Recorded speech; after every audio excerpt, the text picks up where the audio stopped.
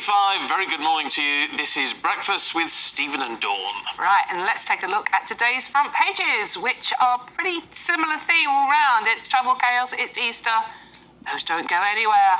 Right, and those heading to France are in particular trouble, evidently. Well, you're in trouble if you're flying, roads, trains, etc., etc. But France seems to be the real problem at the moment.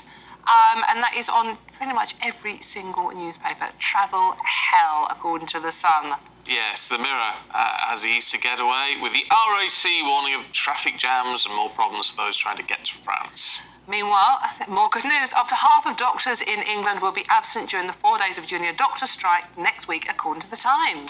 The Mail says the King's backing for research into historical links between the monarchy and slavery could fuel calls for Britain to pay reparation. Meanwhile, The Telegraph leaves with a warning that dissident Republicans are planning terrorist attacks on police in Northern Ireland before US President Joe Biden's visit on Tuesday. Furious Italian politicians are demanding that their citizens stop using English words like deadline, according to the Daily Star. And it's now time to go through the papers. I love that story, it's good fun. Joining us this morning to go through the papers properly is broadcaster and host of Blethered. Am I saying that correctly? You're saying it correctly. Marvellous. Scottish word. It's Sean McDonald, and he is joined by writer and commentator Candice Holdsworth. Thank you, and welcome to you both on Good Friday. Thank you for joining us. Right, who wants Candice? Shall we kick off with a story from The Telegraph that you have picked out, which is cancer services being cancelled at a major NHS hospital trust in preparation for junior doctors' strikes. Yeah, so this is in The Telegraph, and a major NHS trust, this is Lewis Sherman Greenwich NHS Trust, have cancelled loads of operations, elective, including cancer treatments. And I think that this is one in a series of stories that have been coming out in the last few weeks about operations that are being cancelled, and just the human cost of these strikes, without me getting partisan about it, who's right, who's wrong. And I think for people who are suffering illnesses, this is very stressful. I mean, you start preparing mentally for the operation, it's cancelled at the last minute, you experience serious disappointment. I think people who are living with chronic pain in particular, I mean, that can be really tiring, because that affects your mental health very badly, when you desperately need a hip or a knee operation. I think that this shows that we really do need to come to a resolution on these issues and not drag it out any further, particularly when you think about the backlog, how this is just adding to the backlog.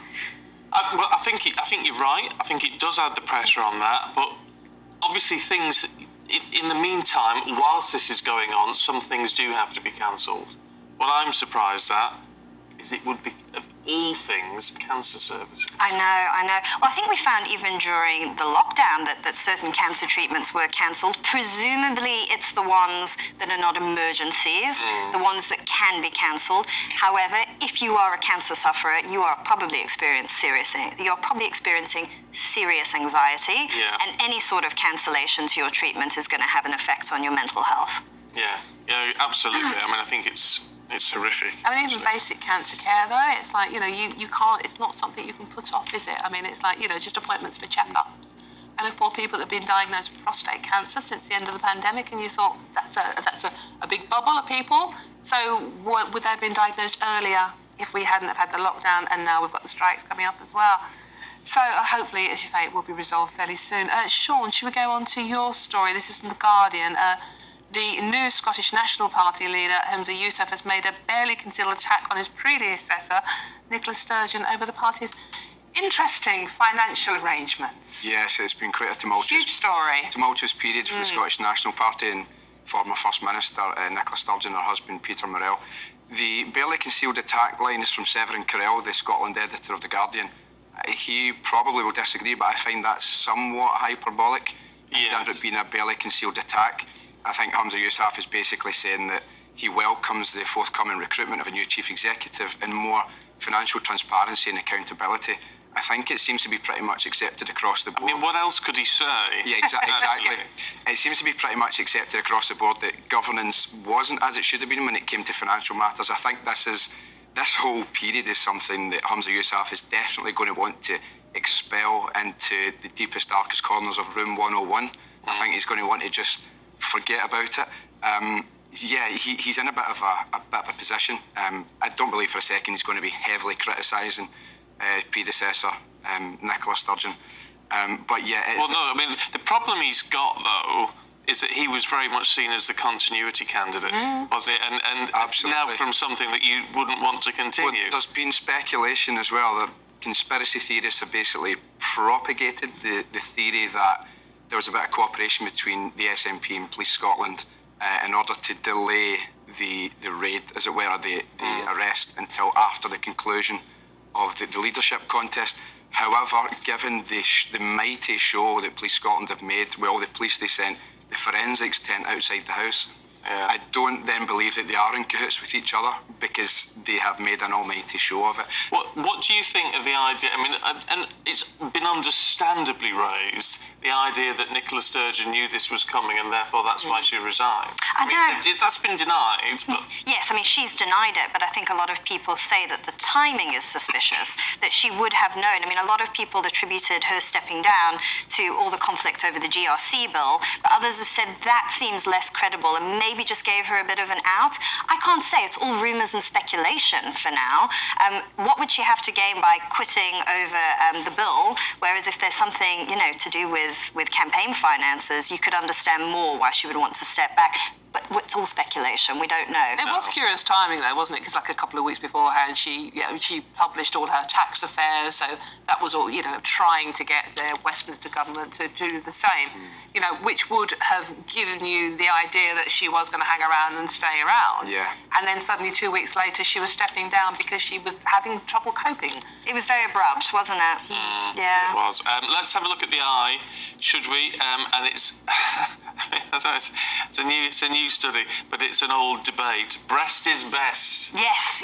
So this is a story in the Eye. Apparently, the University of Glasgow has researched about 190,000 babies who were breastfed or fed by the bottle, and they have said that those who were exclusively breastfed for, I think, the first 6 weeks tend to have better educational outcomes. Now, like you say, this is an old debate. Yeah.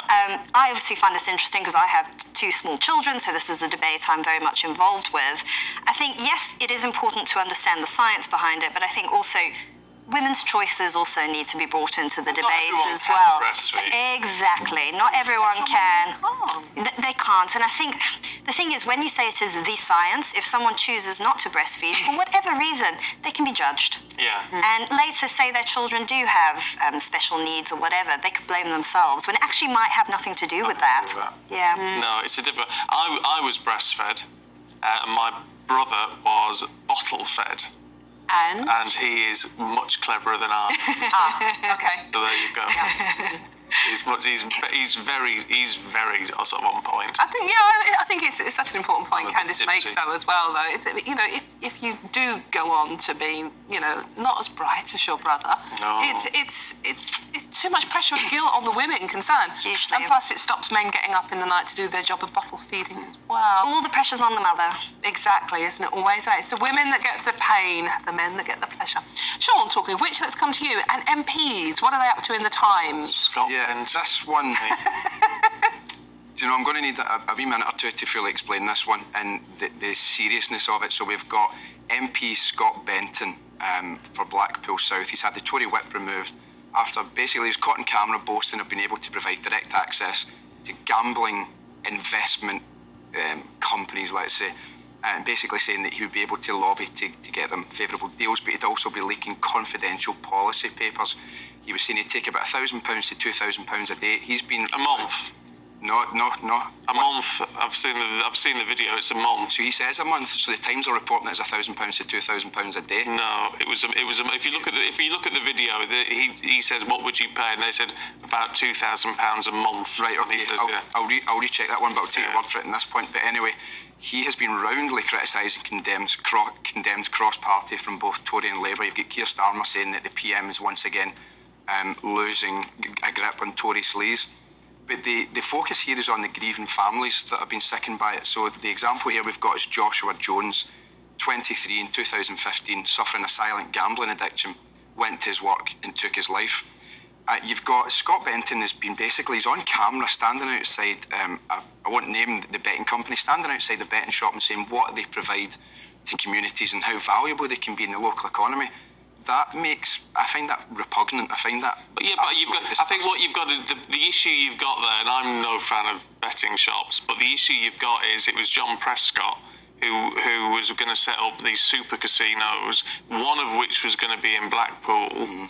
And because that then collapsed, it had a devastating effect on Blackpool's economy. Shut the airport, the whole shebang. So within Blackpool, there is an appetite for a super casino type situation. I mean, what I would say his then integrity has been compromised, because the issue here, there is nothing positive that gambling shops will bring to any community.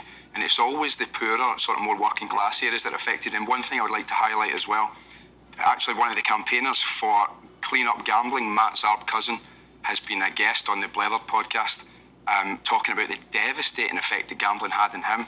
I've had another friend that I interviewed, a very successful radio producer, who on 2 occasions attempted to take his life. Gambling is a serious addiction, a serious affliction, and the fact that you've got someone here who is willing to, compromising what you could argue is government security. This is very delicate and confidential policy papers that he's leaking in order to make himself money. And what you have are people in Blackpool South who will be negatively and horrendously impacted by gambling. You've got someone here who's supposed to be representing their interests, and this absolute wee roaster of a guy is taking money in his back pocket in order to facilitate that. Well, I just find it disgusting. Well, what we should clarify is that he hasn't actually taken any money. He was certainly tempted by the offer. He said he would, possibly. But it was a fake sting, so there was no money. It was a fake sting. No money to be asked. Well, certainly questions need to be asked. Can we talking about money, but in a more pleasant way? Well, for these people anyway. The world's richest man and the world's richest woman are both French. Yes, and so this is a story in the Mail, and this is about the world's rich list. And what's very interesting about it is that for the first time, it's a French man and a French woman, and they own luxury goods companies. Right. Whereas I think for the past 10 years or whatever, it's all been tech billionaires. Yeah. So Elon Musk has been knocked off the top spot. He's still number 2, and that's mostly to do with his investment in Twitter.